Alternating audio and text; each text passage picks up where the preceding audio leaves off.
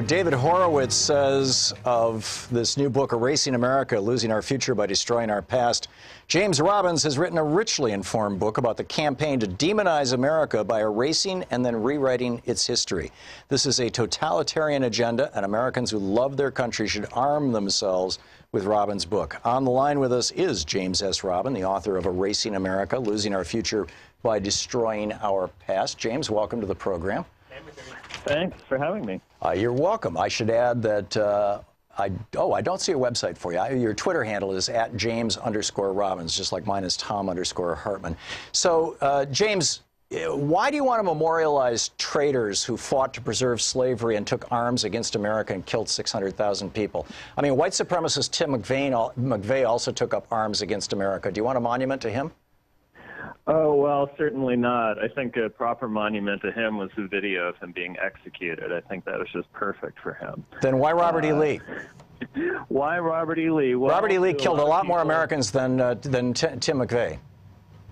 Did he now? Well, you know, he thought that he was defending his country. No, he didn't. And, he separated from his country. What, Robert E. Lee didn't think he was defending his country? No, he did not. He separated from his country. When you secede from the United States, you are not defending the United States. You are committing treason. He's a traitor. Well, he was defending Virginia. That was his point of view. Virginia is not the United States. Well, but I'm telling you what his point of view was. So you think that? So you think that somebody who against the premise that he was defending his country, but that's what he thought. He did not think he was defending his country. You're right. He thought he was defending Virginia, or at least that part of Virginia that wanted to maintain slavery. But you know, I don't understand what it is about treason that is so seductive to you guys. Oh, well, is it really what I'm talking about? I'm not really talking about the Civil War, because this starts with the Civil War. It starts with Confederate monuments, and then pretty soon people want to take down George Washington, Thomas Jefferson. Actually, those Confederate monuments were not put up during the Civil War. Most of those Confederate monuments were put up after Birth of a Nation came out in 1915, and this massive revival of the Klan across the South. Oh, most of those well, a lot of those monuments were put up even before that. I mean, we can quibble. Yeah, there were two periods. There was one in the 1880s. And there was, if you take a look at all the monuments across the United States to the Civil War generals, what you find is that about 80% of them were put up in two 10-year periods. One in the 1880s and the other in the late teens and the early 1920s. And in both cases, they followed a revival of the Ku Klux Klan, and they followed attempts to intimidate black people from voting. Well, that's one theory. No, it's supported by the evidence. That's an interesting theory. Monuments were put up in North and South. They were put up by a variety of reasons, by a variety of people. The ones in the South were put up by Democrats. Democrats are now taking Democrats were the party of slavery until 1965. Yeah, you're absolutely right. Yeah, Democrats. But the Democratic Party today has nothing to do with that. Taking them down. The Democratic Party today has nothing to do with that, James. Maybe you weren't alive in the 60s or haven't read that history, but the Democratic Party repudiated slavery and racism in the 1960s. The Republicans then stepped in to embrace it with something Richard Nixon called the Southern Strategy. It's great that the Democrats caught up to the Republican Party, the traditional anti-slavery party. It's great that it took them 100 years to catch up. I think you were talking over me when I said, and then the Republican Party, with Richard Nixon's Southern Strategy in 1968, 3 years after the Voting Rights Act of 1965 was passed, stepped in to pick up that Southern racist vote. Oh, that's really funny. I mean, it was Jimmy Carter who restored citizenship to Jefferson Davis. So whatever. What does that have to do with anything? What it has to do with is that people on the left want to bring back the Civil War. They want to refight the Civil War, and they want to use it as a tool of intimidation. No, I would say if you want to do these blanket kind of indictments, the people on the left want to say the Civil War is over and it's not worth relitigating.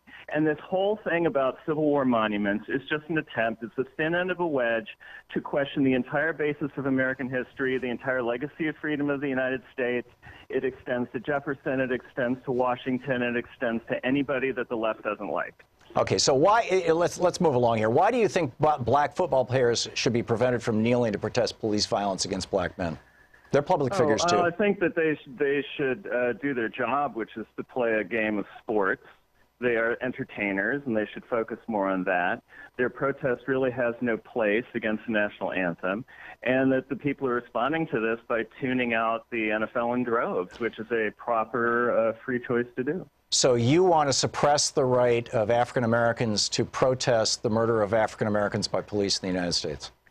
No, the NFL players can do all they want except during game time. In game time, they should focus on the game. They're employees of the league, and they should focus on that. If they want to use the millions and millions of dollars that they earn to start programs to help inner-city communities... So are you joining me in calling for the NFL to stop the whole phony patriotism thing? Taking a knee is cheap, my friend. Taking a knee costs them nothing, James, and it hurts the league. We have limited time here. Filibustering does not help. Are you going to join me in calling for the NFL? You know, this whole thing with the Pledge of Allegiance and everything. Prior to, I think it was 2005, 2008, whatever year it was, the Army was desperately trying to recruit because, you know, George W. Bush broke the military with 2 illegal wars. And so they paid the NFL tens of millions of dollars to do this whole, you know, we're going to play the national anthem, we're going to, you know, salute the flag, and we're going to have military flyovers, and they're going to pass out recruiting literature in the stadiums at the end of the game. And this happened for, you know, a half a dozen years or so. And then the military stopped paying for it. When the military stopped paying for it, shouldn't we have stopped doing it? I mean, why do we want to militarize and nationalize a sporting event? My friend, national anthems and flag ceremonies and things have been going on at football games since the 1950s. So the fact that the Defense Department not in the NFL some things and recruiting things. Yes, no, this began when the NFL started taking money from the Pentagon. Check your history. No, it did not. It's all in my book. It's easy to look up. You can go on YouTube and find videos of games from the 50s where they're playing the national anthem, and rules for players to show respect to the flag during the national anthem started in 1963. Okay. All right. In that case, then you think that those rules are what we should be following, and we should be imposing on these players. You know, tough luck, Charlie. You know, so they're trying to shoot you. You know, you can't do anything about it. Well, you know, if the players want to show respect for the flag, I think that they should. There shouldn't have to be rules for that. You know, they should show respect for their country during their, you know, million-dollar entertainment venues. And if they don't, then I think the NFL should fire them. Okay. You know, I guess we have a difference of opinion here. You say in your book that we are dissing Christopher Columbus's memory. I have a bit of a problem with that. I mean, Christopher Columbus started the first international sex trade operation. He wrote to the King of England or of Spain. He said 100 Castellanos are as Spanish coin are as easily obtained for a woman as a farm, and it's very general that there are plenty of dealers who go about looking for girls. Those from 9 to 10 years old are now in most demand. He gave a young Taino woman to his number 2 guy, Mr. Miguel Cueno, who said, quote, Columbus gave me my own sex slave, a beautiful young girl who resisted with all her strength, leaving me no choice but to thrash her mercilessly and rape her. This is the guy that you think we should be celebrating? The purpose of honoring Columbus, in addition to honoring the heritage of Italian Americans, which is one of the reasons why... I think a lot of Italian Americans are embarrassed by this. Oh, well, a lot of them are, but a lot of them also think that Columbus was somebody worth honoring and that Italy is something worth honoring. What's worth honoring? A guy who's a fortune hunter, you know, who kills people and rapes people. Well, if people want to hunt fortunes, well, you know, what business is it of yours? Well, that's my point. I mean, what business of it is our nation's in celebrating a guy who, you know, bumbled into this continent and then proceeded to murder people? I mean, he killed a couple of million Indians, the Tainos, in what's now Haiti and Dominican Republic. And, I mean, it literally wiped them out. It reached the point, this is, again, Cueno, the guy who was his number 2 guy on the boat. He said that...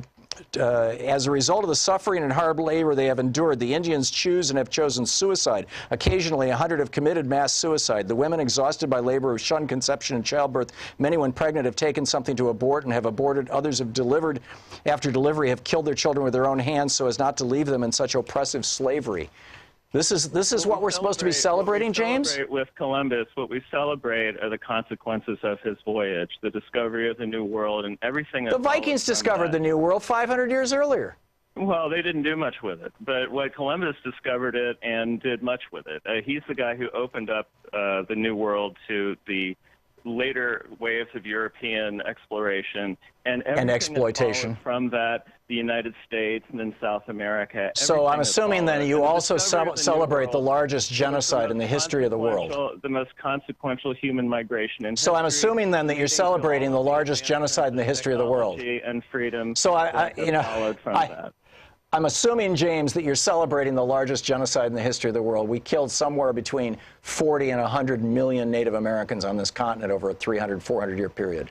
That's what you're celebrating? Well, that was an unintended consequence of a lot of it. I mean, that had unintended? to do with the transmission of disease. No, most of that was from disease, but that was a lot of it was. And don't go into this whole, smallpox blankets nonsense. Well, it's not nonsense. It actually happened in Ohio, but that's not my point. I mean, Manifest Destiny, Jefferson opened up the West and directed the army to go out and kill Indians. You denying that? He directed the army to go kill Indians. That was his order, go kill Indians. That was his op order. Clear the lands. I mean, what's the difference? Well, okay, the book is Erasing America by James S. Robbins. This is the Thom Hartmann Program. You can tweet him at James_Robbins. Thanks, James. We'll be back.